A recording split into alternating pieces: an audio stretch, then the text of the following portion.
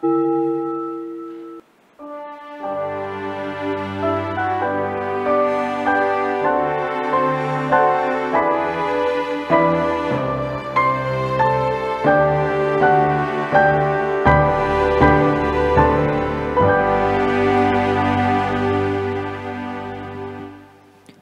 jemaat yang dikasihi Tuhan. Pada pagi hari ini kita akan masuk di dalam ibadah KU2. Namun sebelumnya mari bersama kita akan mendengarkan panggilan ibadah dari Mazmur 150. Haleluya, pujilah Allah dalam tempat kudusnya. Pujilah Dia dalam cakrawalanya yang kuat. Pujilah Dia karena segala keperkasaannya. Pujilah Dia sesuai dengan kebesarannya yang hebat. Pujilah Dia dengan tiupan sangkakala. Pujilah Dia dengan gambus dan kecapi. Pujilah Dia dengan rebana dan tari-tarian. Pujilah Dia dengan permainan kecapi dan seruling. Pujilah Dia dengan ceracap yang berdenting. Pujilah Dia dengan ceracap yang berdentang. Biarlah segala yang bernafas memuji Tuhan. Haleluya. Sebelum kita akan jauh untuk memuji Tuhan, menikmati hadiratnya pada pagi hari ini, mari terlebih dahulu kita bersaat teduh sejenak, kita tenangkan hati dan pikiran kita.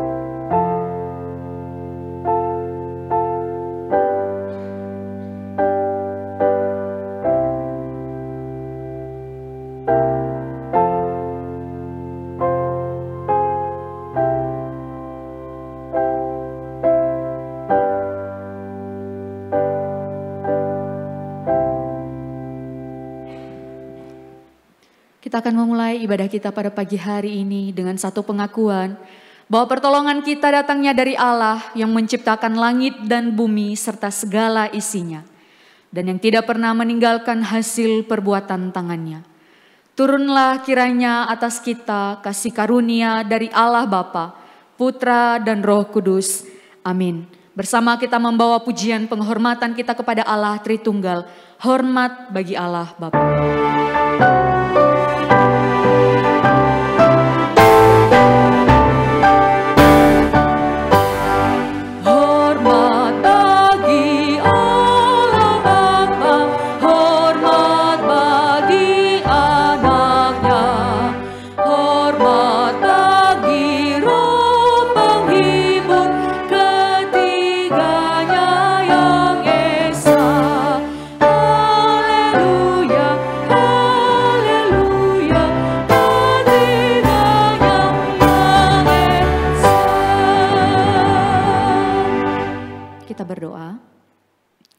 Tuhan, kami memuji kebesaran dan keagungan nama-Mu pada pagi hari ini.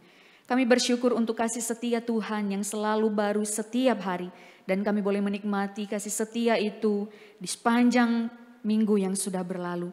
Kami bersyukur di dalam pekerjaan kami, di dalam keluarga, di dalam kesehatan, di dalam kehidupan kami. Segala hal yang kami kerjakan, Tuhan beserta dengan kami. Karena kami boleh melihat tanpa Tuhan kami tidak bisa berjalan sendirian. Semua karena kemurahan-Mu Tuhan. Dan sungguh hati kami bersuka cita. Sungguh hati kami bersyukur untuk semua itu. Pada pagi hari ini Bapa, satu kesempatan yang indah Tuhan izinkan kami boleh datang ke rumah-Mu. Untuk boleh menikmati hadirat-Mu, memuji Engkau dan menyenangkan hati-Mu. Sebelum kami jauh untuk beribadah pagi hari ini, kami menyadari begitu banyak pelanggaran, dosa, kesalahan dan kelemahan kami di hadapan Tuhan. Baik di dalam perkataan kami, perbuatan kami, di dalam segala hal yang kami rancang dan yang kami rencanakan. Banyak hal yang menyakiti hati Tuhan. Begitu banyak firman-Mu yang kami lalaikan dan tidak kami dengarkan, tidak kami lakukan. Tuhan ampuni kami, berbelas kasihan bagi setiap kami yang datang pada pagi hari ini. Karena sungguh Tuhan kami rindu Engkau, sungguh kami ingin menikmati Engkau pada pagi hari ini. Biarlah Engkau yang melayakkan satu demi satu pribadi kami yang datang kepadamu. Di dalam nama Tuhan Yesus Kristus kami berdoa dan kami mengucapkan syukur. Amin. Bapak Ibu silakan duduk. Pagi hari ini biarlah kita boleh sungguh-sungguh datang kepada Tuhan. Biarlah kita boleh sungguh-sungguh mau menikmati hadirat-Nya. Datang dengan segenap hati, datang dengan segenap kerinduan, berseru, berdoa, bersujud, menyembah kepadanya. Kita bersama pujikan, Tuhan hadir di bait kudus-Nya.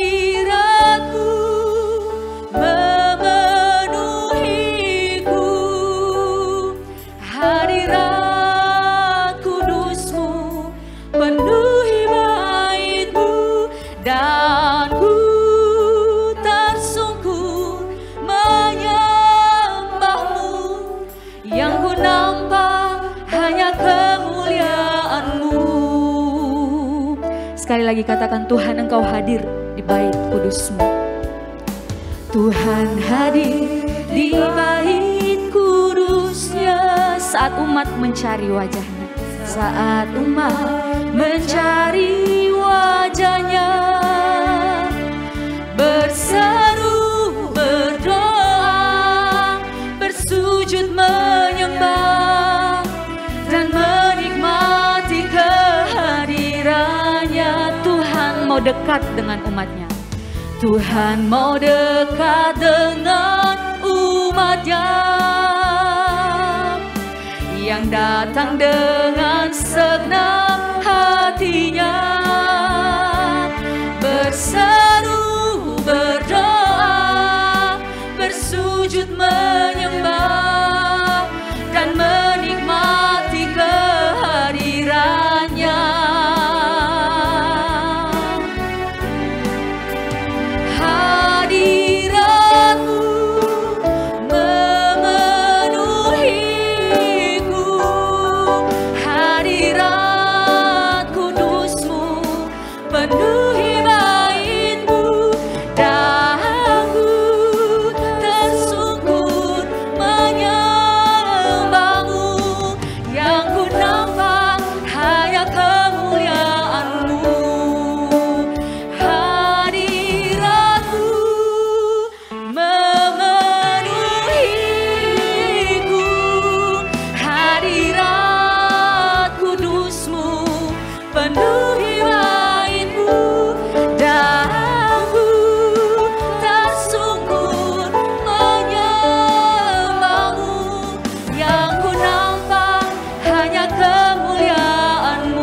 Tersungkur menyembah-Mu dan ku tersungkur menyembah-Mu, yang ku nampak hanya kemuliaan-Mu, dan ku tersungkur dan ku tersungkur menyembah-Mu, yang ku nampak hanya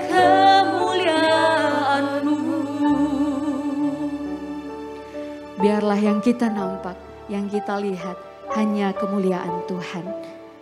Puji Tuhan. Bapak Ibu Saudara, Allah kita adalah Allah yang menciptakan semesta ini, yang menciptakan langit dan bumi dan serta segala isinya. Biarlah langit dan bumi memuji Tuhan sebab Dia menciptakan semuanya. Saya mengundang Bapak Ibu Saudara sekalian, kita pujikan langit dan bumi, pujilah Tuhan. Mari berdiri bersama-sama. Katakan langit dan bumi, pujilah Tuhan. Langit dan bumi, pujilah Tuhan, sebab Dia ciptakan semuanya. Keagungannya mengatasi langit bumi, sembah sujud di hadapannya. Langit dan bumi, langit dan bumi, pujilah Tuhan, sebab Dia ciptakan semuanya. Keagungannya mengatasi langit bumi, sembah sujud di hadapannya. Ku puji, ku puji, ku sembah, ku puji, ku sembah Yesus Kristus Sang Penebusku. Ku puji, ku sembah, ku puji, ku sembah Yesus Tuhan dan Rajaku. Langit dan bumi, pujilah Tuhan. Langit dan bumi, pujilah Tuhan, sebab Dia ciptakan semuanya.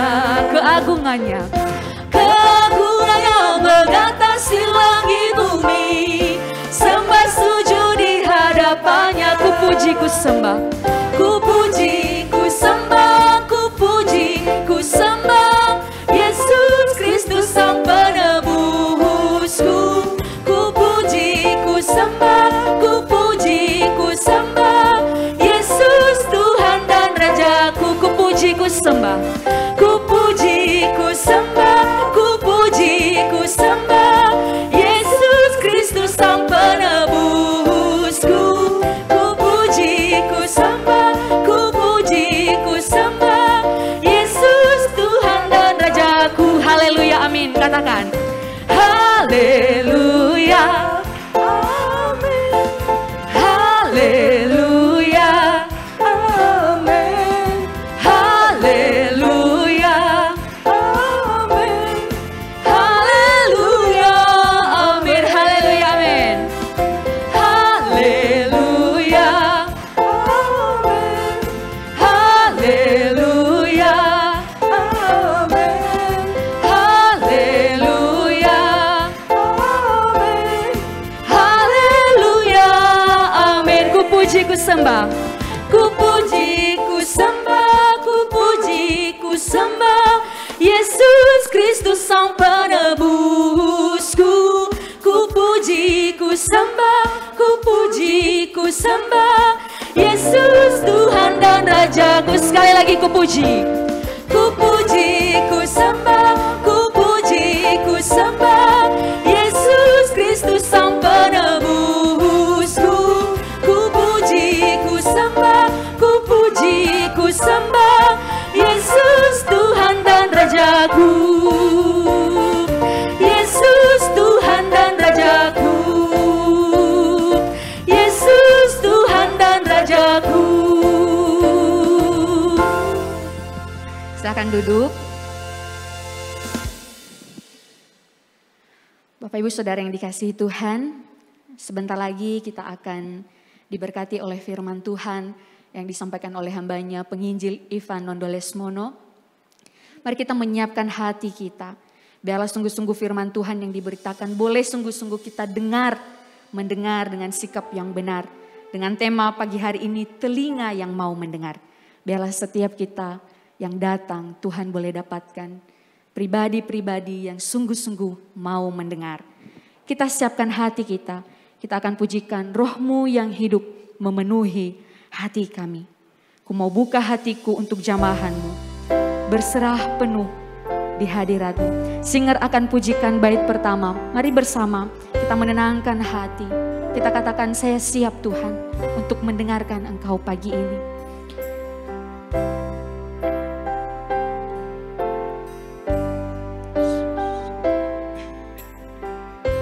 Bait pertama akan dipujikan oleh singer saja.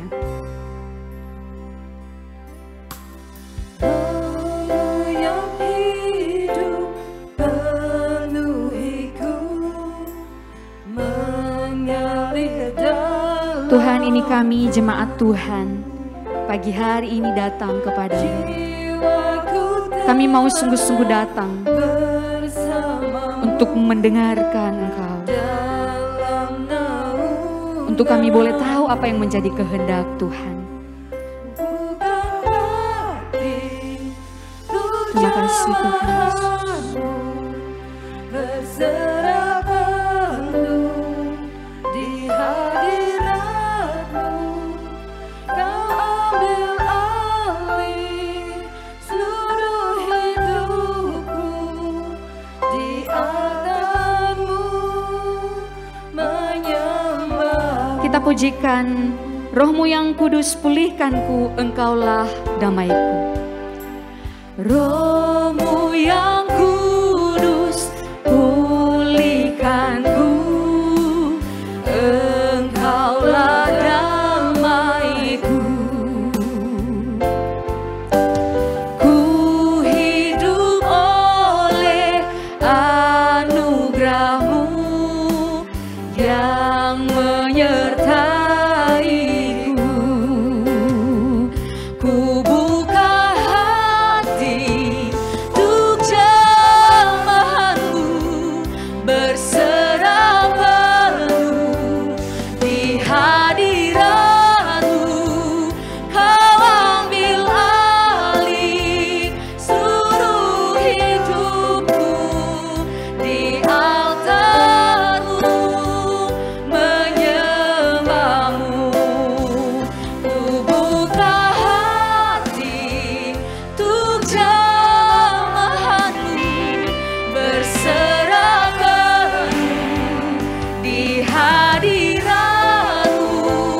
Kau ambil alih seluruh hidupku. Di altar-Mu menyembah-Mu. Di altar-Mu menyembah-Mu.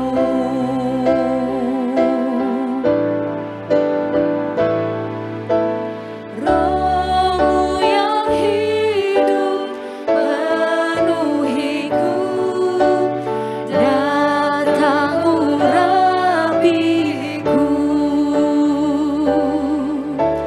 Ku siap terima kuasa-Mu, hidupku bagi-Mu.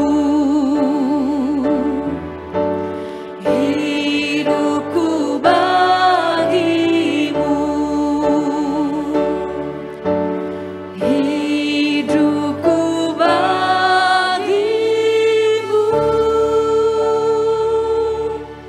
Mari sama-sama kita tundukkan kepala, kita berdoa. Tuhan, kami bersyukur jika Roh-Mu yang terus menuntun hidup kami sampai saat ini. Tidak terasa tahun 2022 boleh kami lewati 9 bulan. Dan hari ini kami tiba di hari kedua di bulan Oktober. Kami bersyukur untuk setiap penyertaan, pemeliharaan Tuhan dalam hidup kami. Jika sekarang kami akan mendengarkan firman-Mu, berbicaralah kepada setiap dari kami, karena kami siap untuk mendengarkan. Hanya dalam nama Tuhan Yesus kami telah berdoa. Amin. Shalom saudara-saudara yang dikasihi oleh Tuhan. Kita bersyukur untuk pemeliharaan Tuhan dalam hidup setiap dari kita. Kita bersyukur kalau hari ini kita masih boleh duduk di tempat ini, kita masih boleh bersama-sama beribadah. Itu semua karena anugerah penyertaan Tuhan, pemeliharaan Tuhan yang tidak pernah habis-habisnya dalam hidup setiap dari kita. Hari ini kita akan sama-sama merenungkan satu kebenaran firman Tuhan yang terambil dari Lukas pasal yang ke-8, ayat 16 sampai 21. Lukas pasal yang ke-8, ayat 16 sampai 21. Saya mengajak setiap dari kita memperhatikan Alkitab kita masing-masing dan saya akan bacakannya buat setiap dari kita. Tidak ada orang yang menyalakan pelita lalu menutupinya dengan tempayan atau menempatkannya di bawah tempat tidur, tetapi ia menempatkannya di atas kaki dian supaya semua orang yang masuk ke dalam rumah dapat melihat cahayanya. Sebab tidak ada sesuatu yang tersembunyi yang tidak akan dinyatakan, dan tidak ada sesuatu yang rahasia yang tidak akan diketahui dan diumumkan. Karena itu, perhatikanlah cara kamu mendengar. Karena siapa yang mempunyai kepadanya akan diberi, tetapi siapa yang tidak mempunyai, daripadanya akan diambil. Juga apa yang ia anggap ada padanya. Ibu dan saudara-saudara Yesus datang kepadanya, tetapi mereka tidak dapat mencapai dia karena orang banyak. Orang memberitahukan kepadanya, ibumu dan saudara-saudaramu ada di luar dan ingin bertemu dengan engkau. Tapi ia menjawab mereka, ibuku dan saudara-saudaraku ialah mereka yang mendengarkan firman Allah dan melakukannya.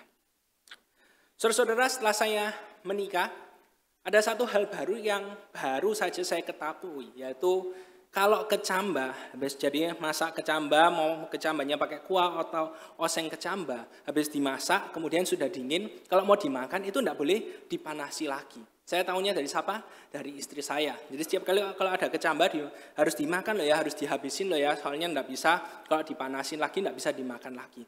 Awalnya saya tidak percaya. Saya merasa, enggak lah, seingat saya ketika saya masih belum nikah, ya rasanya makan kecambah ya makan-makan aja kok. Seperti itu. Dalam hati saya tidak setuju. Tapi daripada ribut, ya cuma ribut masalah kecambah, boleh dipanasi atau tidak boleh dipanasi, ya sudahlah. Tidak usah diributin, saya jawab iya. Tapi dalam hati saya masih tidak percaya, masa sih kayak gitu. Kemudian beberapa waktu selanjutnya, ada teman saya datang, bawa lontong balap. Nah lontong balap kan banyak kecambahnya. Saya sudah makan, sudah kenyang, jadi ya sudahlah, nantilah masukin kulkas terlebih dahulu. Kemudian beberapa waktu saya mau makan, jadi saya keluarin. Karena saya pikir masa dingin-dingin dimakan, ya sudahlah, dipanasi, saya panasi. Nah waktu saya mau manasi, istri saya bilang, itu ada kecambahnya loh ya, hati-hati loh, kayak gitu, jangan dipanasin. Kemudian saya bilang, ya terus mau ya apa? Masa segini banyaknya enggak dimakan, dibuang gitu aja. Jadi saya bilang, ya sudahlah ya, kan yang makan saya. Ya sudah, nanti yang nanggung konsekuensinya juga saya. Jadi saya panasin lontong balapnya itu, kemudian saya makan. Selesai makan, enggak ada apa-apa, saya merasa baik-baik aja kok.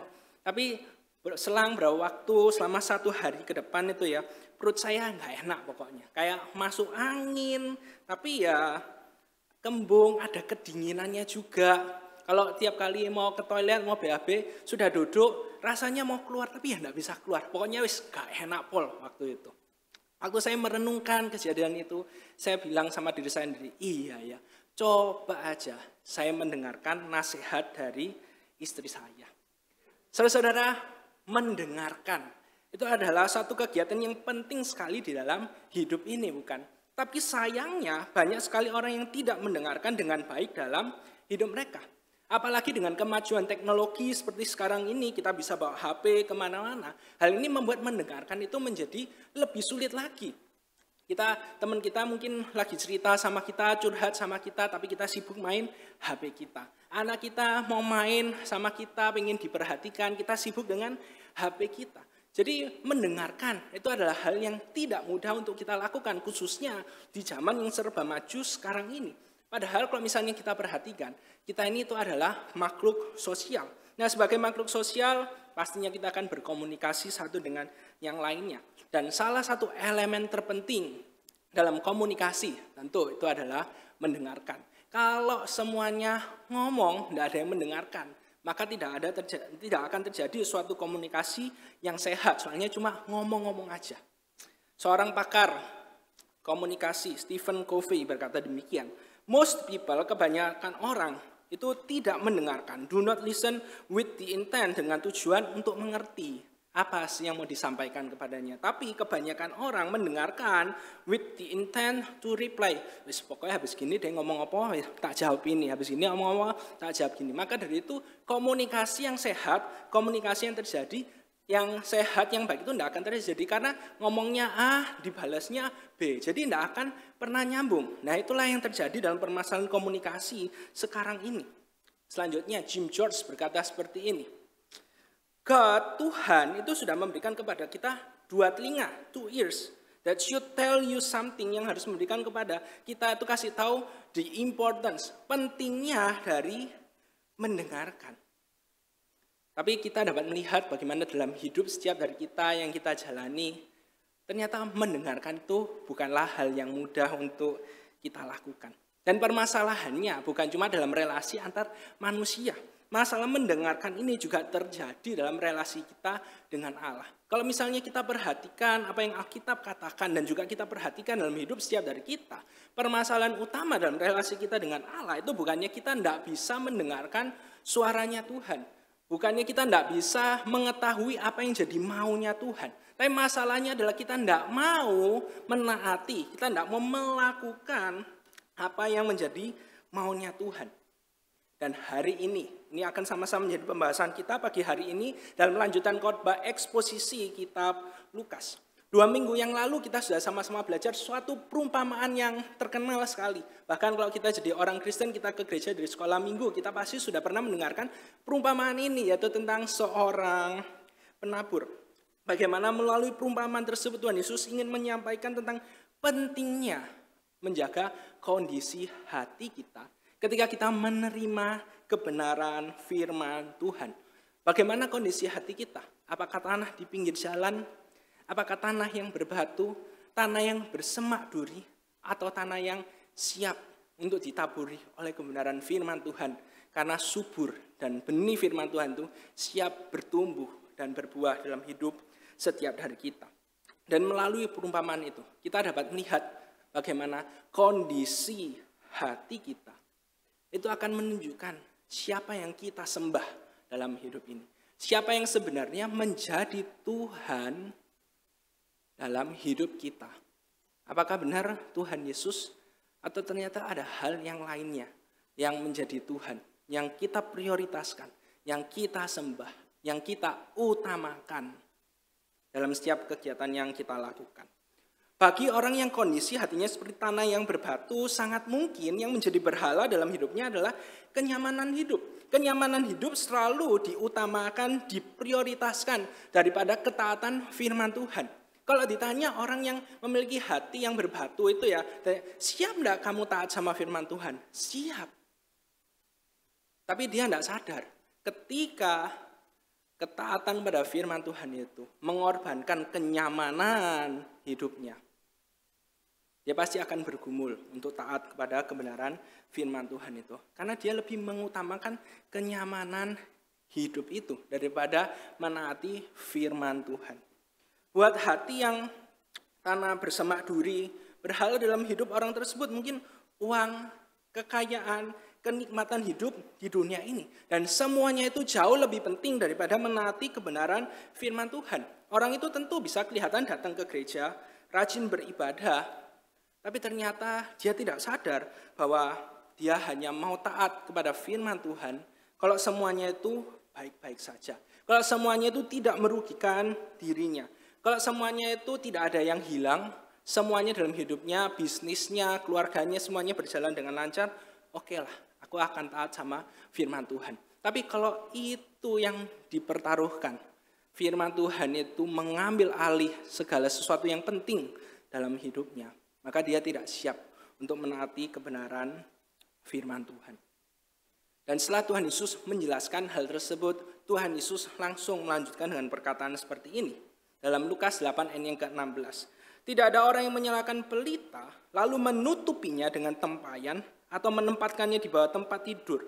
Tapi ia menempatkannya di atas kaki Dian, supaya semua orang yang masuk ke dalam rumah dapat melihat cahayanya.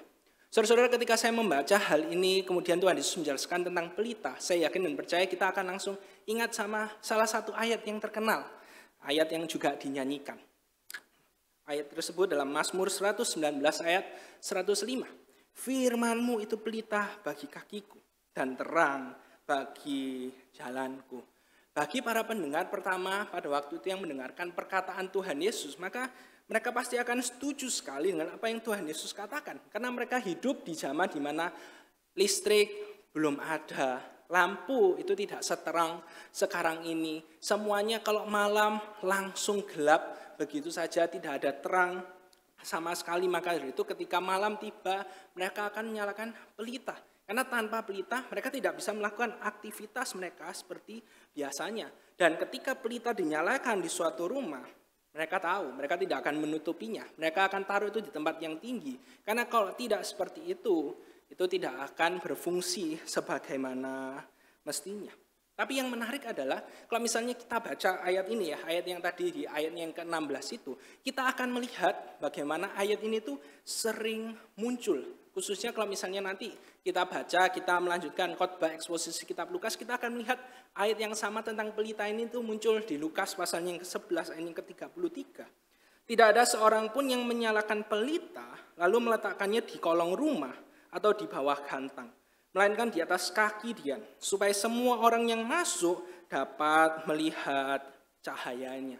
Ayat yang mirip munculnya di ayat yang berbeda, tentu artinya berbeda, karena konteksnya juga berbeda pula. Nanti kalau misalnya kita salah satu yang terkenal dalam Matius pasal yang ke-5 tentang Tuhan Yesus menjelaskan kita adalah terang dunia. Ada ungkapan yang mirip seperti ini lagi, tetapi artinya juga berbeda. Maka dari itu saya mengajak kita melihat konteks dari munculnya ayat ini.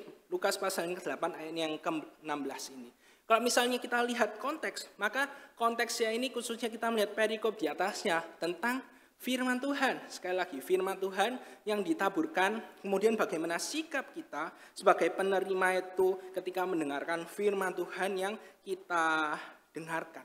Maka dari itu ketika Tuhan Yesus menggunakan analogi tentang pelita, Tuhan Yesus ingin ngomong bahwa firman Tuhan itu akan menerangi hidup setiap dari kita.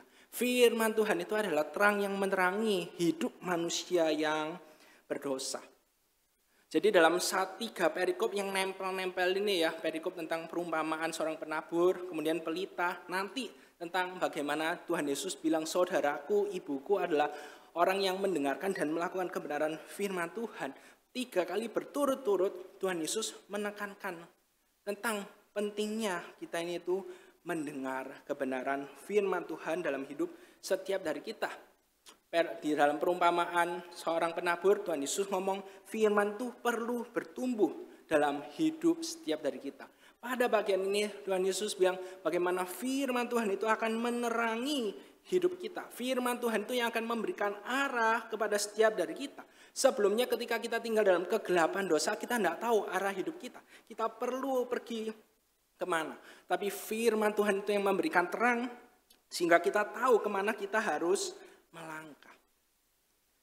Pertanyaannya, ketika firman Tuhan memberikan terang bagi setiap dari kita, apa yang menjadi respon kita?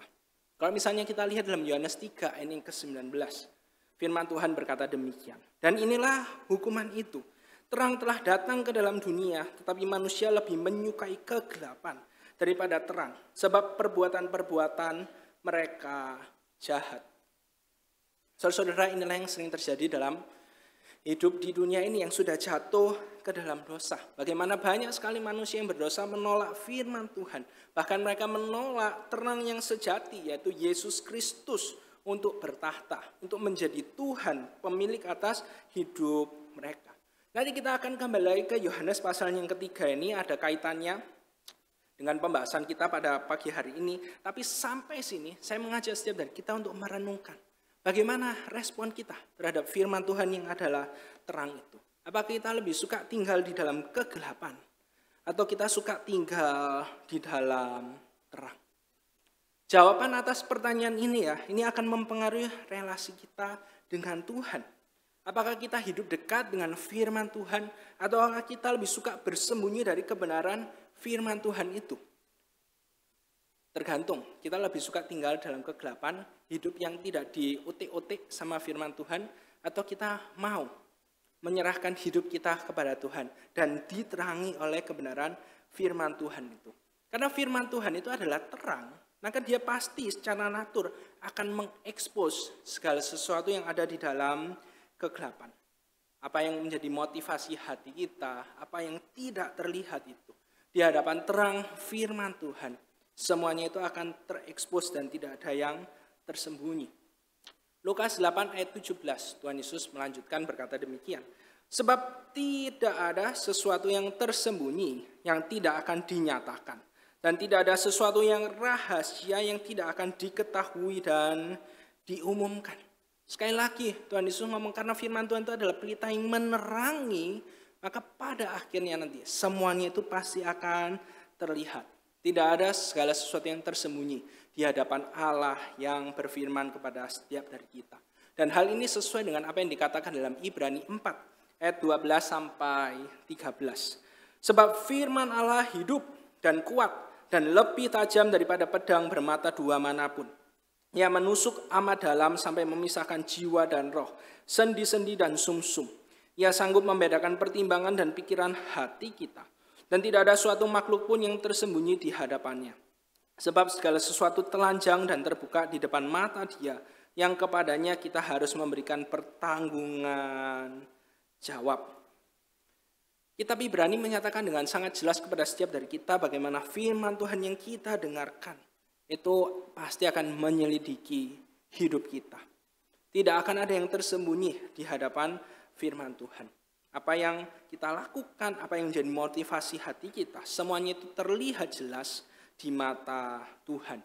Dan ini di bagian akhir firman Tuhan mengingatkan bagaimana kita harus memberikan pertanggungan jawab di hadapan Tuhan pada akhirnya. Sekarang kita perlu menyadari bagaimana ketika kita hidup, apapun yang kita lakukan, respon kita terhadap firman Tuhan, apakah kita mau taat atau tidak, pada akhirnya nanti kita perlu memberikan pertanggungjawaban kepada Tuhan, khususnya pada hari penghakiman. Karena semuanya akan terlihat jelas di hadapan Allah. Maka dari itu ketika kita melihat betapa urgentnya, pentingnya ini, saya mengajak setiap dari kita, mari kita perhatikan hidup kita. Apakah selama ini kita lebih suka tinggal dalam kegelapan, tidak peduli dengan kebenaran firman Tuhan, atau kita benar-benar diusik hidupnya untuk senantiasa taat, menaati firman Tuhan dalam hidupnya. Karena ini yang dikatakan oleh firman Tuhan dalam Yohanes 3 ayat 20-21. Sebab barang siapa berbuat jahat, membenci terang, membenci kebenaran firman Tuhan itu, dan tidak datang kepada terang itu, supaya perbuatan-perbuatannya yang jahat itu tidak nampak, supaya tidak ketahuan. Karena kalau kepada terang pasti ketahuan, pasti akan terekspos. Tapi barang siapa melakukan yang benar, ia datang kepada terang supaya menjadi nyata bahwa perbuatan-perbuatannya dilakukan di dalam Allah.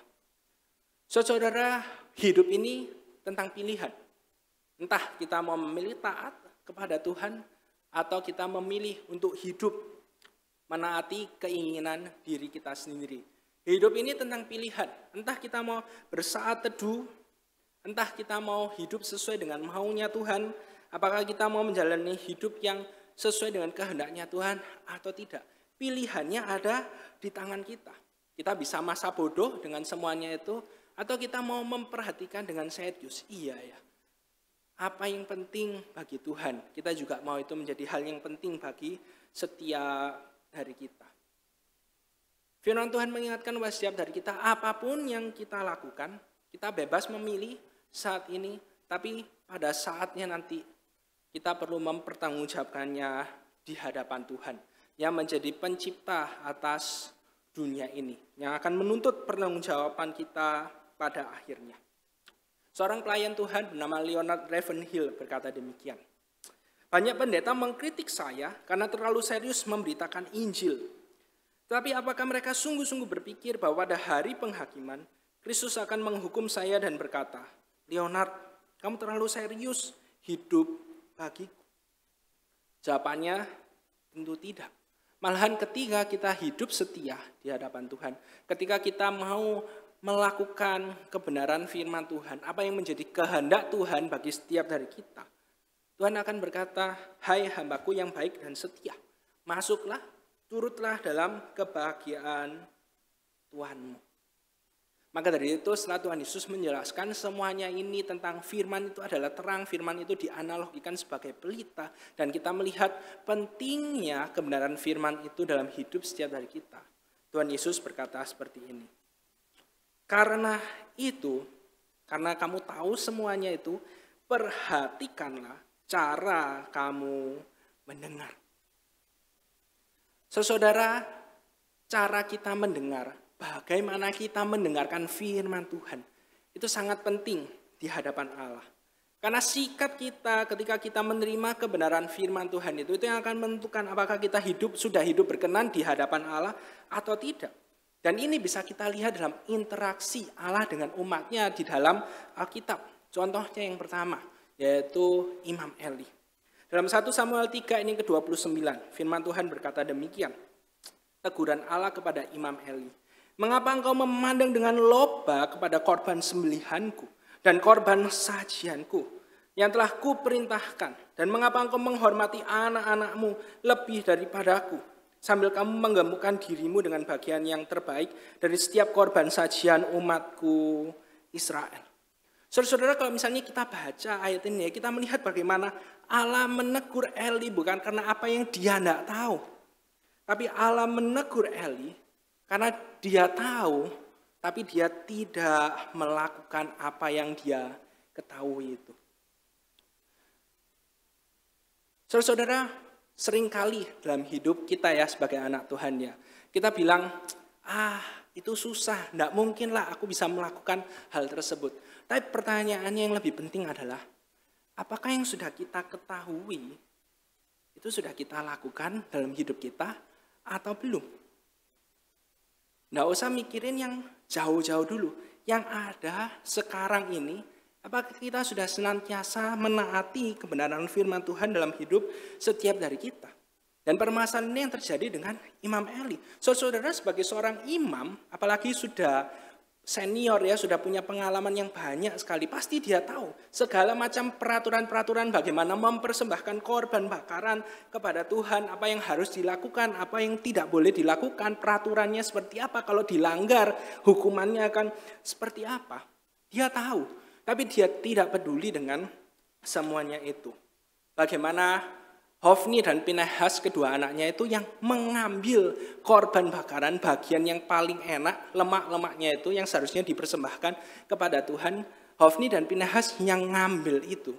Tapi ternyata di sini dikatakan Tuhan menegur Eli karena dia memandang loba akan korban bakaran itu. Dia tidak melakukannya, tapi dia juga menikmati bagian tersebut.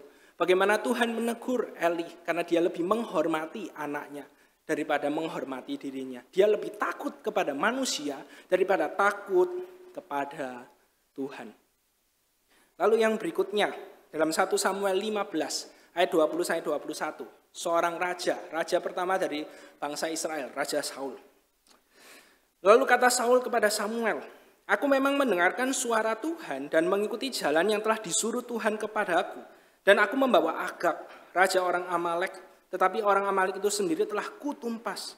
Tetapi rakyat mengambil dari jarahan itu kambing domba dan lembu-lembu yang terbaik dari yang dikhususkan untuk ditumpas itu, untuk mempersembahkan korban kepada Tuhan Allahmu di Gilgal. Saudara, saya jelaskan sedikit konteks dari ayat ini supaya kita bisa ada gambaran. Jadi pada waktu itu Raja Saul dikasih perintah sama Tuhan, kamu serang Amalek, kamu bunuh tumpas semuanya. Tapi ternyata Saul tidak melakukan hal tersebut. Raja Agag tidak dibunuh. Kemudian ada hewan-hewan yang tidak dibunuh juga. Dan di sini dikatakan bagaimana? Dikatakan hewan-hewan ini mau dipersembahkan kepada Tuhan. Saya mengajak setiap dari kita untuk melihat dua hal yang menarik dari ayat ini. Yang pertama, Raja Saul itu berkata, aku telah mendengarkan perintah Tuhan, aku telah melakukannya. Tapi ternyata dia tidak melakukan apa yang Tuhan perintahkan sepenuhnya. Allah bilang tumpas semuanya, tapi Saul tidak melakukan hal tersebut. Yang kedua, yang menarik ini ya, kalau misalnya kita baca di bagian yang terakhir, domba-domba, kambing-kambing, hewan-hewan semuanya ini itu diselamatkan untuk dipersembahkan dan dikatakan kepada Tuhan Allahmu. Tuhan Allahnya Samuel. Jadi bukan Tuhan Allahku. Jadi di sini ini satu penggambaran firman Tuhan yang sangat menarik sekali karena menunjukkan bagaimana pada waktu itu Saul sih dengerin sih perintahnya Tuhan. Saul secara penampilan melakukan ritualnya sebagai seorang yang kelihatannya percaya kepada Tuhan karena dia adalah orang Israel. Tapi ternyata dia belum menjadikan Tuhan itu sebagai Allah pribadinya. Dia tidak sungguh-sungguh percaya kepada Tuhan yang benar yang telah memilihnya sebagai raja atas Israel. Sehingga akhirnya dia dengerin sih firman Tuhan. Tapi dia tidak taat sepenuhnya. Kalau menurutnya dia, kurang pas enggak kayak gitulah. Ya, dia akan melakukan apa yang menurutnya dia pas. Jadi dia taat, tapi ada tapinya. Saudara-saudara, saya punya seorang pemuda. Pemuda itu datang kemudian cerita dalam suatu persekutuan. Aku itu nggak habis pikir sama mamaku itu. Gimana mamaku itu kasihnya itu begitu besar. Kemudian dia melanjutkan ceritanya. Dia bilang, pernah suatu waktu keluar cari makan, kemudian mau beli sate. Bilang ke penjualnya, Bu, beli sate 100 tusuk. Kemudian saya langsung bilang, loh mah, ngapain beli akeh-akeh? Siapa sing makan di rumah? Cuma ada mama, aku sama koko. Terus mamanya bilang kayak gini, ya gak kita kabeh lah sing makan. Nanti loh buat orang-orang yang membutuhkan, satpam, terus ada tetangga-tetangga yang lainnya kan kita bisa kasih. Tapi bukan itu toh. Pernah suatu waktu ada tetanggaku yang datang, kemudian butuh bantuan karena mau bayar utang. Tapi enggak mau pinjam, maunya mamaku diminta beli barang yang dia jual itu. Nanti hasil dari jualannya itu buat bayar hutangnya dia. Koko tahu, yang tetangga yang minta tolong itu adalah dulu adalah tetangga yang ngejek-ngejek aku ketika keluargaku belum semapan sekarang ini. Tapi yang lebih cilaka lagi, uang yang dipakai untuk membeli, untuk membantu tetangga itu adalah uang yang sudah disiapin untuk bayar cicilan mobilku. Kalau aku kasihku itu belum bisa seperti itu, belum bisa sebesar itu.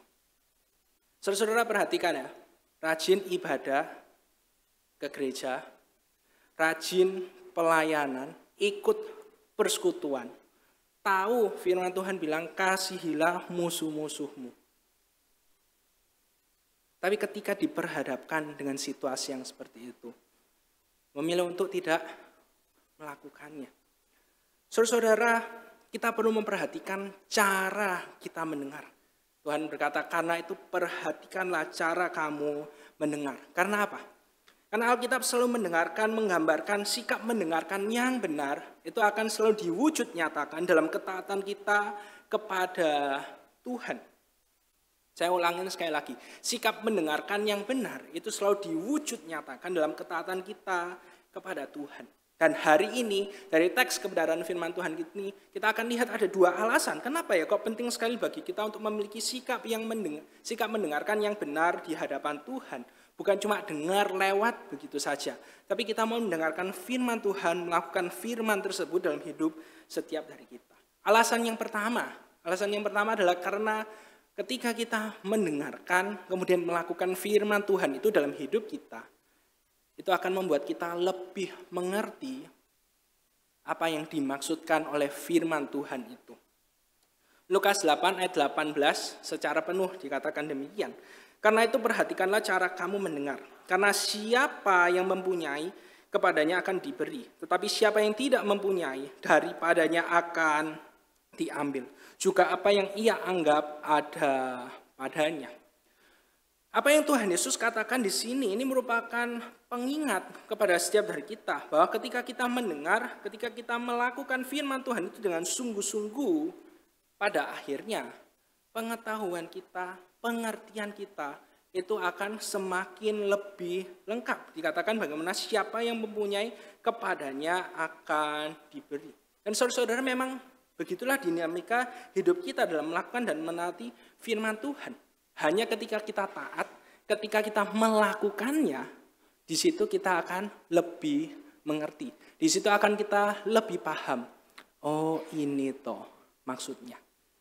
Saya mengajak setiap dari kita untuk memperhatikan pengalaman hidup kita sehari-hari. Contoh yang paling sederhana, ketika kita belajar nyetir mobil. Ketika kita belajar nyetir mobil, tidak cukup cuma baca manual booknya aja. Oke ya, caranya gini, kalau menyetir manual ya koplingnya diinjak dulu, terus dilepas pelan-pelan, waktu koplingnya dilepas pelan-pelan, gasnya dimasukin. Nggak cukup cuma baca gitu toh. Baca toh kita nggak akan pernah ngerti. Ya apa sih, maksudnya itu apa toh. Ketika kita praktek, ketika kita ngelakuin, sering nyetir, kita paham feelingnya, ya kita bisa nyetir dengan baik. Nyetir di jalan di kota, itu satu hal yang lainnya lagi. Ketika kita next level, kemudian pergi ke gunung. Nah, itu skill nyetirnya akan bertambah lagi. Yang tahu, oke, kita sudah dapat feelingnya, koplingnya seberapa, gasnya seberapa. Ketika naik gunung, kalau jalannya lancar-lancar ya enak-enak aja. Tapi macet, harus tengah kopling, harus apa, semuanya itu seni. Seni yang cuma bisa kita ketahui, cuma bisa kita pahami kalau kita melakukannya.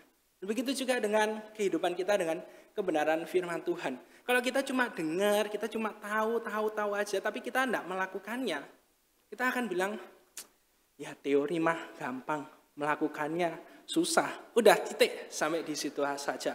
Tapi padahal ketika kita mau belajar taat, ketika kita mau belajar melakukan firman Tuhan itu, kita akan melihat bagaimana melakukan firman Tuhan. Taat pada firman Tuhan itu tidak akan pernah sia-sia.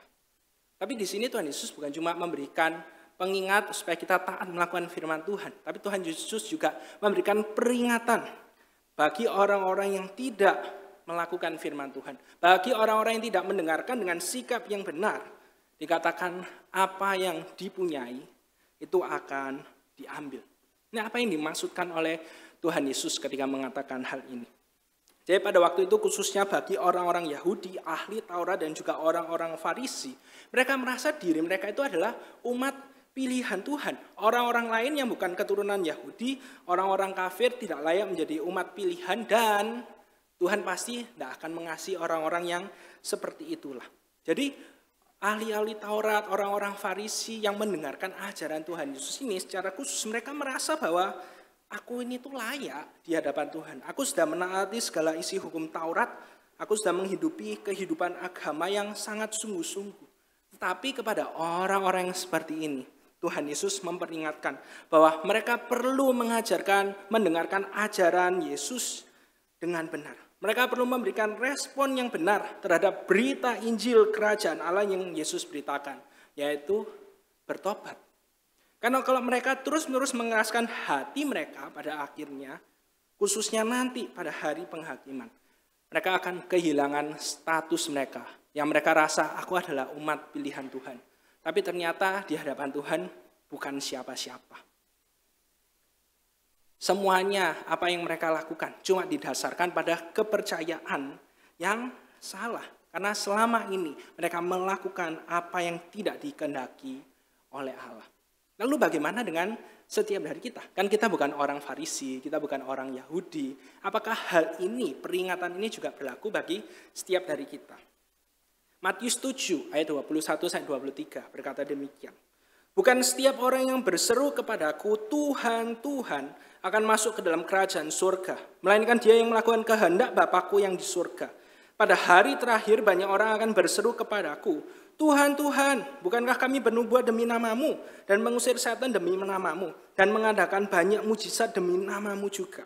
Pada waktu itulah aku akan berterus terang kepada mereka dan berkata, aku tidak pernah mengenal kamu. Enyahlah daripadaku, kamu sekalian pembuat kejahatan. Saudara-saudara, ayat ini merupakan peringatan keras bagi setiap dari kita dan juga bagi saya sebagai seorang hamba Tuhan. Karena pada akhirnya nanti yang menentukan akhir hidup kita itu berada di mana, apakah kita akan bersama dengan Yesus atau tidak, itu bukan karena kita dilahirkan di keluarga Kristen, bukan karena KTP kita kolom agamanya itu Kristen, bukan karena setiap minggu kita ibadah di gereja. Tapi yang paling utama adalah apakah kita sudah melakukan apa yang menjadi kehendak Tuhan bagi setiap dari kita. Dan untuk bisa melakukan apa yang menjadi kehendak Tuhan, itu semuanya dimulai dari sikap mendengarkan yang benar di hadapan Tuhan. Bagaimana kita bukan cuma dengar aja, tapi kita mau taat, kita mau melakukan firman Tuhan itu dalam hidup setiap dari kita. Sehingga firman Tuhan itu berakar, bertumbuh, berbuah, sehingga hidup kita bisa memberikan dampak yang baik buat orang-orang yang ada di sekitar kita. Lalu alasan yang kedua, kenapa kok kita perlu memiliki sikap mendengarkan yang benar itu? Karena itu adalah hal yang penting bagi Yesus. Lukas 8 ayat 21. Tetapi ia menjawab mereka, ibuku dan saudara-saudaraku, ialah mereka yang mendengarkan firman Allah dan melakukannya. Apa yang Tuhan Yesus katakan di sini merupakan realitas kehidupan yang penting yang perlu untuk kita perhatikan bersama-sama. Karena di ayat ini Tuhan Yesus menaruh orang-orang yang mau mendengarkan, yang mau melakukan firman Tuhan itu di lingkaran terdalam kehidupannya, yaitu bagian dari keluarganya sendiri. Dan kalau misalnya kita memperhatikan, kita akan melihat bagaimana memang ini adalah tanda utama ketika kita sudah menjadi bagian dari keluarga kerajaan Allah. Ketika kita sudah percaya kepada Tuhan Yesus dengan sungguh-sungguh, yaitu kita pasti akan menjadi pelaku firman. Kita pasti akan taat kepada kebenaran firman Tuhan yang Tuhan perintahkan dalam hidup setiap dari kita. Pertanyaannya ketika kita melihat kebenaran firman Tuhan hari ini. Sudahkah setiap dari kita senantiasa menjadi pelaku firman dalam hidup setiap dari kita? Ini adalah pertanyaan yang perlu untuk sama-sama kita jawab, untuk sama-sama saya jawab. Tanggal 17 Agustus yang lalu, malam hari setelah makan, saya merasa tenggorokan tidak enak.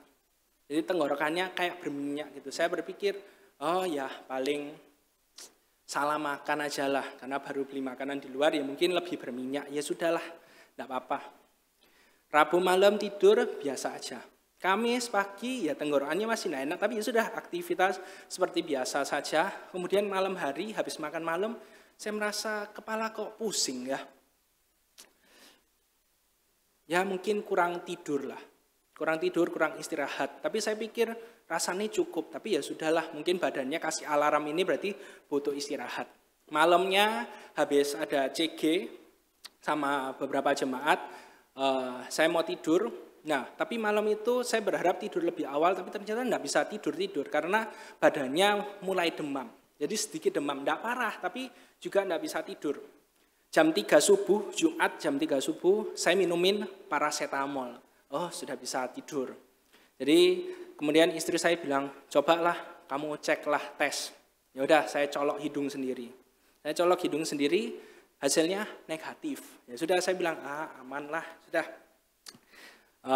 Hari Jumat, habis makan pagi, saya kasih minum paracetamol. Siang minum paracetamol, malam minum paracetamol. Jadi demamnya sudah tidak ada, ya sudah. Saya melakukan aktivitas seperti biasanya, persiapan pelayanan juga. Kemudian hari Sabtunya itu Sabtu malam sudah tidak apa-apa sih, cuma suaranya masih tidak enak. Suaranya itu ya tenggorokannya malahan makin menjadi-jadi gitu. Istri saya bilang, ceko lagi, teso lagi, kan besok kamu pelayanan pelayanan di sekolah minggu juga, pelayanan tidak di alun di gereja lain. Saya bilang, tidak usah lah, kemarin loh sudah negatif. Istri saya, wis ceko lagi ya sudah. Saya colok hidung, positif. Ketika saya tahu, positif. Saya dalam hati saya tanya sama Tuhan, kok harus sekarang? Kenapa kok harus sekarang? Besok loh, mau ada pelayanan kayak gitu. Kan kasihan gerejanya. Kalau tahu mendadak kayak gini, bukan H-1, tapi cuma beberapa jam sebelum pelayanan aja. Apalagi ditambah Jumat pagi sebelum colok itu ada permintaan pelayanan di gereja lain lagi Sabtu depannya. Saya bilang, tunggu ya. Hasil coloknya negatif. Jadi saya juga sudah bilang, oke, bisa. Hari Sabtu malam itu saya bergumul, saya tanya Tuhan, kenapa kok harus sekarang? Kenapa kok ya nanti atau ya dulu-dulu atau ya ojo kena COVID kayak gitu. Dalam pergumulan itu ketika saya lagi doa sama Tuhan, saya terus tanya, Tuhan kenapa sih ya? Tuhan mau saya belajar apa gitu. Tiba-tiba ada suara kecil, ya saya yakin itu adalah Roh Kudus bilang gini sama saya. Sebenarnya kamu itu khawatir gerejanya itu nanti sulit cari pengganti atau hal-hal yang lainnya. Takut nanti pelayanannya tidak maksimal. Atau sebenarnya kamu itu takut, kamu itu marahnya, tidak terimanya itu karena kalau sakit COVID tidak bisa pelayanan di 2 tempat gereja yang lainnya, kan tidak ada tambahan ya. Kalau habis pelayanan kan pasti ada persembahan kasihnya. Ketika saya diingatkan Tuhan tentang hal itu, saya diam, saya merenung, saya berpikir, iya, ternyata uang itu bisa berpotensi menjadi berhala dalam hidup saya. Saudara, waktu Tuhan ingetin itu, saya, ya sudahlah Tuhan, wes taat. Saya sudah, memang tidak bisa pelayanan, ya sudah. Tapi saya ingin bercerita bagaimana ini perjalanan iman saya di dalam Tuhan Yesus. Bagaimana seorang hamba Tuhan pun juga perlu bergumul, bukan hanya menjadi pendengar firman aja, bukan hanya menjadi pengkhotbah saja, tapi juga menjadi pelaku firman, taat kepada firman Tuhan. Saya sering membaca, saya sering mengkhotbahkan tentang janganlah kumpulkan harta di dunia ini ngengat, rusak, sementara. Kumpulkanlah harta di surga, di mana hartamu berada, di situ juga hatimu berada. Kamu tidak bisa menyembah kepada 2 tuan, entah kamu menyembah Allah atau kepada Mammon. Saya sering mengkhotbahkan itu, saya sering ngomong kepada jemaat, saya sering membaca seteduh bagian itu. Tapi di waktu itu adalah momen Tuhan menguji saya. Apakah saya cuma jadi pendengar firman saja atau menjadi pelaku firman dalam hidup saya? Siapkah setiap dari kita senantiasa menjadi pelaku-pelaku firman dalam segala hal, dalam segala kondisi, apapun konsekuensinya? Begitu pentingnya kebenaran ini. Saya mengajak setiap dari kita, yuk mari sama-sama kita doakan doa ini setiap hari kepada Tuhan. Tuhan, hari ini aku rindu untuk menjadi pelaku firman-Mu. Tuhan, tolong bantu aku untuk senantiasa melakukan, menaati firman-Mu. Saudara-saudara, saya yakin dan percaya ketika kita bersungguh-sungguh dengan doa ini, saya yakin dan percaya Tuhan pasti akan mengirimkan momen kejadian yang membuat setiap dari kita. Tuhan akan menantang setiap dari kita. Tahu toh apa yang harus kamu lakuin? Tahu toh firman Tuhan bilang apa? Dan keputusannya ada di tangan kita. Apakah kita mau taat? Atau kita memilih mengeraskan hati kita? Sebulan 2 kali saya selalu mengadakan persekutuan dengan guru-guru sekolah minggu di Elion Galaxy. Nah, selama September sampai Desember, saya merancangkan satu tema besar, yaitu kami akan sama-sama belajar tentang belas kasih. Jadi bagaimana Tuhan berbelas kasih kepada hidup setiap dari kita sebagai orang percaya, maka dari itu hidup kita juga harus berbelas kasih, menunjukkan kasih itu kepada orang-orang yang ada di sekeliling kita. 2 minggu yang lalu, kami sama-sama belajar bagaimana kami perlu berbelas kasih kepada orang-orang yang ada di sekeliling kami. Di akhir, saya ada proyek ketaatan. Bukan mereka aja yang melakukan, saya juga melakukan proyek ketaatan itu. Saya bilang, doa sama Tuhan. Doa, minta Tuhan tunjukkan. Bilang, Tuhan hari ini siapa ya orang yang perlu merasakan, mengalami belas kasih-Mu melalui hidupku. Saya doa sama Tuhan. Saya doa, saya tanya sama Tuhan, Tuhan siapa ya orang yang Kau tunjukkan yang perlu merasakan belas kasih-Mu melalui hidupku. Kemudian beberapa saat kemudian saya naik sepeda motor, saya keluar cari makan. Habis cari makan kemudian saya kembali. Ketika saya mau masuk ke gerbang gereja di Elion Pregolan itu, nah, ada satu bapak becak itu yang saya sudah sering ketemu kayak gitu. Tapi sudah cuma sapa jarak jauh, senyum gitu aja. Nah, hari itu waktu saya masuk naik sepeda motor itu sama seperti biasa. Saya sapa senyum gitu aja, bapaknya juga senyum sama saya. Nah, tapi ketika bapaknya senyum sama saya itu, Tuhan ingetin saya, ini loh orangnya yang butuh belas kasihku itu. Tukang becak, sangat membutuhkan hidupnya. Saya bilang, iya ya. Jadi saya tanya, saya doa sama Tuhan, Tuhan apa ya, ini hal apa yang bisa aku lakukan buat tukang becak ini, buat bapak becak ini. Terus saya pikir, oh ya bisa nih, di depan ada lalapan kan. Jadi saya beliin makanan, terus saya kasih ke bapaknya itu. Beberapa hari kemudian saya lagi pengen makan lalapan. Ya udah saya ke depan itu. Tapi ternyata saya lupa sama doanya saya ini. Kemudian ketika saya lagi pesen, terus saya noleh. Loh, bapak becaknya ada. Bapak becaknya ada, terus langsung inget sama doanya saya itu.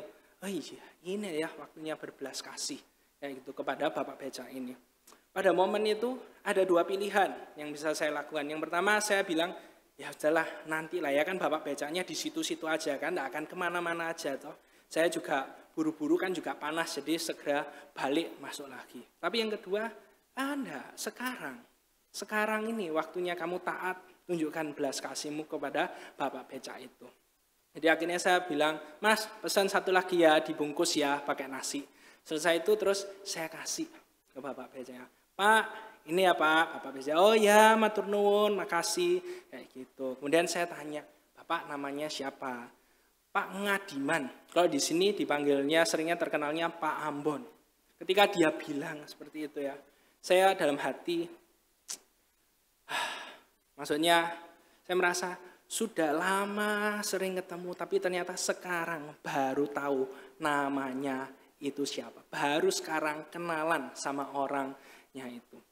Beberapa waktu kemudian saya habis dari pergi, kemudian saya bawa oleh-oleh, saya kasih ke bapaknya. Pak, ini ya Pak ya, dimakan ya. Kemudian saya ngobrol-ngobrol lagi, tanya, Bapak tinggalnya di mana? Oh ya, saya aslinya dari Pasuruan. Oh enggak Pak, maksudnya di Surabaya ini, Bapak tinggalnya di mana? Oh iya, saya sih tidurnya ya di becak aja ya. Ketika dengar itu, terus saya tanya, loh Bapak kalau malam tidurnya di mana? Dia bilang, oh ya di daerah sini. Oh iya ya. Saya tanya, kenapa kok enggak tidur di depan gereja ini aja? Banyak nyamuknya, enggak enak kayak gitu. Oh ya. Dalam proses saya menghidupi kebenaran firman Tuhan ini, saya bilang sama Tuhan, saya rindu suatu waktu nanti Tuhan kasih kesempatan saya untuk memberitakan Injil kepada Bapak tersebut. Saudara, ini perjalanan iman saya. Chapternya belum selesai ini, belum di end ini. Ini masih to be continued. Saya tidak tahu nanti akan terjadi apa lagi, Tuhan kasih kesempatan apa lagi. Tapi saya mengajak setiap dari kita hari ini, ketika kita mendengarkan kebenaran firman Tuhan ini, mari sama-sama. Kita bukan hanya menjadi pendengar firman saja, bukan cuma tahu, dan tahu. Tapi mari sama-sama apa yang sudah kita ketahui, itu kita lakukan. Apapun kondisinya, kita belajar mau taat kepada Tuhan. Amin. Mari sama-sama kita berdoa. Tuhan, kami bersyukur jika hari ini Engkau mengingatkan setiap dari kami. Bagaimana selama ini kami mendengarkan kebenaran firman-Mu. Tuhan tolong ampuni setiap dari kami. Kalau selama ini kami cuma mendengar. Tapi sedikit sekali kami mempraktekkan firman-Mu itu dalam hidup kami. Tuhan tolong supaya setelah kami mendengarkan firman-Mu ini, kami tidak menjadi anak Tuhan yang kakean alasan. Kalau begini gimana, kalau begitu gimana. Tapi Tuhan yang tolong mampukan kami, supaya kami dapat belajar menjadi pelaku-pelaku firman dalam hidup kami. Sehingga pada akhirnya, hidup kami bisa berdampak dan orang lain melihat kasih Kristus melalui hidup setiap dari kami. Dalam nama Tuhan Yesus, kami telah berdoa. Dan pada saat ini kami juga datang kepadamu. Kami mau menyerahkan dua pokok doa kami ke dalam tangan-Mu. Kami mau berdoa buat EBS yang sebentar lagi akan kami laksanakan di bulan Oktober, 4 pertemuan belajar tentang 10 hukum Allah. Suatu hal yang mungkin kami juga sudah ketahui, Tapi Tuhan yang tolong agar melalui momen ini, ketika kami belajar bersama-sama dalam Elion Bible Study, kami memiliki kerendahan hati untuk belajar, mengerti lebih dalam lagi, dan mempraktekkan kebenaran firman itu dalam hidup setiap dari kami. Tuhan yang juga tolong buat setiap pembicara dari masing-masing rayon, mereka dapat mempersiapkan diri dengan baik, sehingga akhirnya juga dapat menyampaikan kebenaran firman-Mu dengan baik dan dapat dimengerti oleh setiap jemaat Tuhan di 4 rayon dan 3 pos PI yang mengikuti EBS ini. Tidak lupa juga kami berdoa menyerahkan buat sekolah yang Kau percayakan kepada Gereja-Mu Elion, Sekolah Kristen Elion. Kami bersyukur untuk keberadaan Sekolah Kristen Elion sampai sekarang ini. Tuhan yang tolong agar setiap elemen, staf, setiap guru, setiap orang-orang di yayasan, pengurus, mereka dapat memikirkan pendidikan Kristen dengan lebih serius, sehingga setiap anak-anak, setiap murid-murid yang Engkau percayakan kepada kami, itu dapat benar-benar dengan tanggung jawab kami didik, sehingga akhirnya mereka dapat mengenal Engkau, dan akhirnya hidup hanya bagi nama-Mu saja. Dan terkhususnya kami juga berdoa mengingat buat proses penerimaan siswa baru, Tuhan yang tolong kirimkan murid-murid, anak-anak, untuk dididik di Elion, sehingga pada akhirnya mereka dapat terus bertumbuh dalam pengenalan yang benar akan Engkau. Tuhan, inilah doa-doa setiap dari kami. Kami menyerahkan semuanya ke dalam tangan-Mu, karena kalau bukan kepadamu, kami tidak tahu harus bersandar kepada siapa. Karena kami hanyalah manusia yang terbatas. Engkau adalah Allah yang tidak terbatas, dan Engkau mengasihi setiap dari kami. Hanya dalam nama Tuhan Yesus kami telah berdoa. Amin.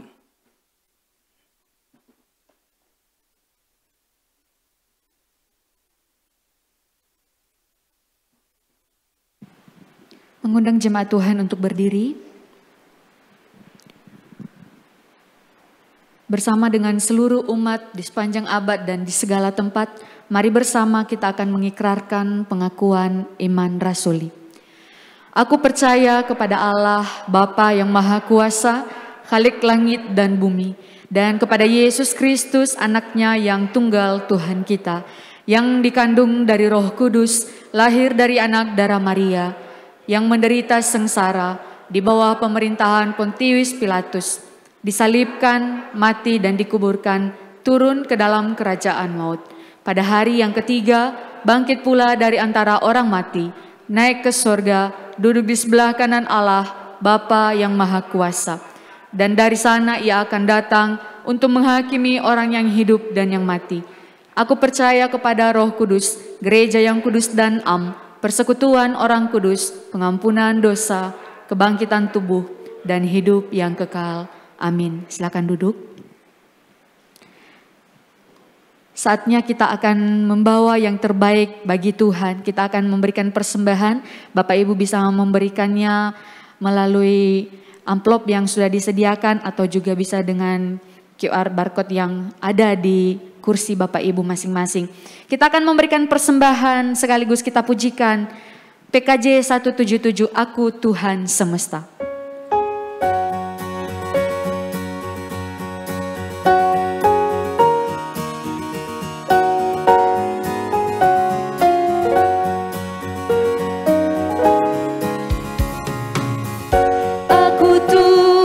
Semesta, cerita-Mu ku dengar, Kau di dunia yang gelap, ku selalu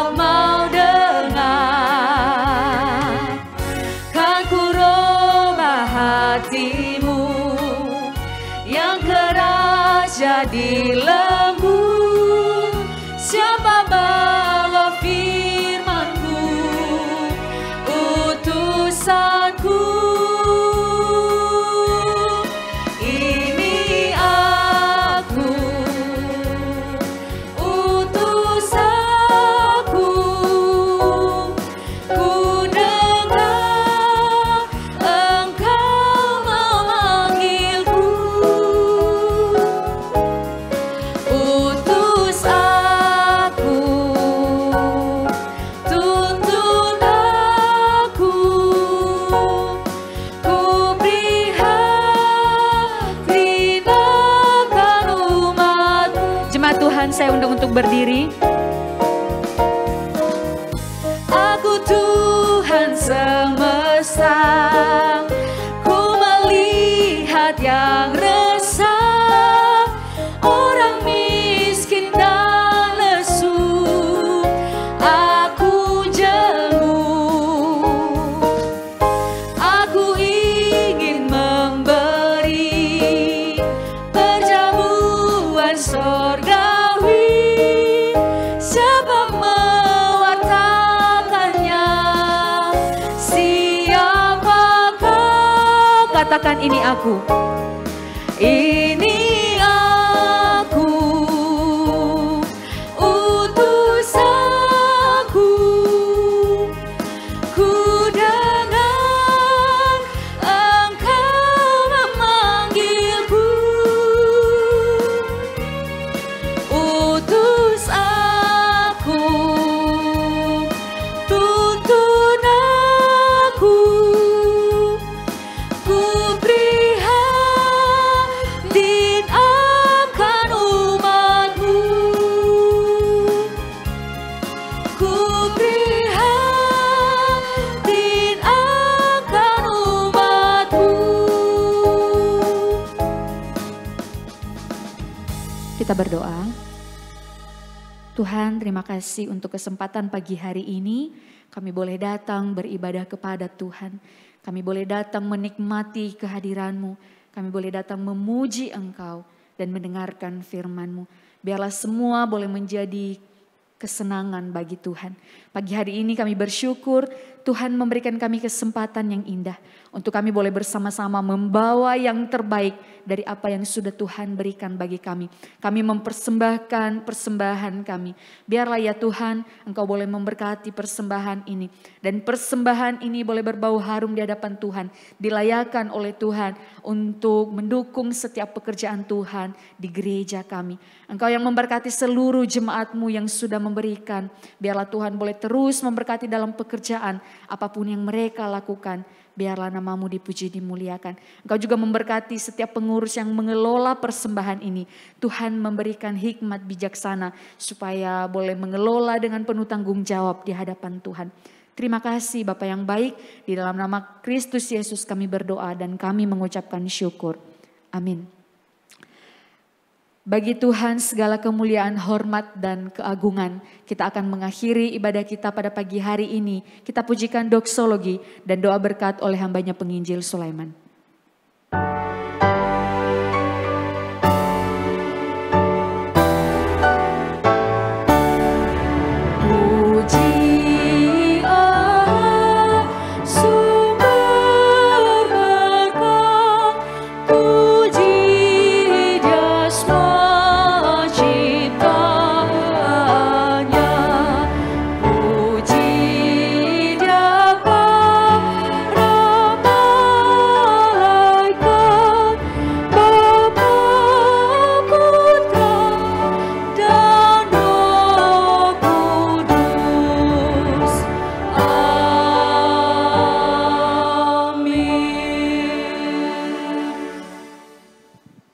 Dikasih oleh Tuhan, mari kita kembali ke rumah kita masing-masing dan jadilah bukan saja pendengar firman Tuhan, namun pelaku firman Tuhan yang setia. Karena itu arahkanlah hati dan pikiran kita dan terimalah berkat daripada Tuhan.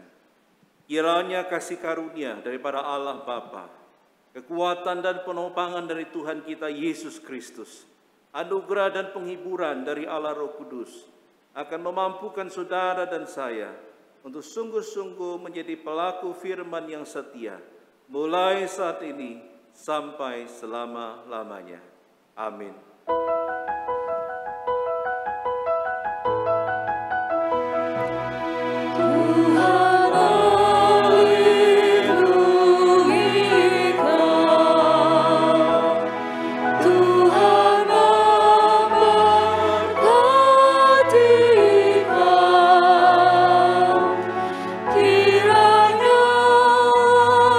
Yang menyinari kau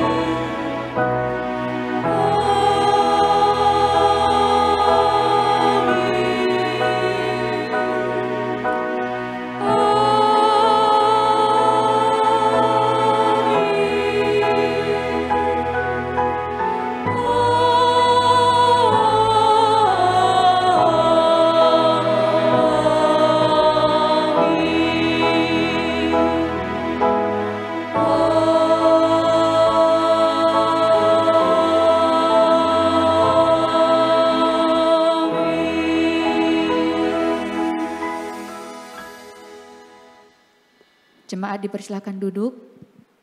Ibadah kita selesai, silakan bersaat teduh. Selamat hari Minggu, Tuhan Yesus memberkati.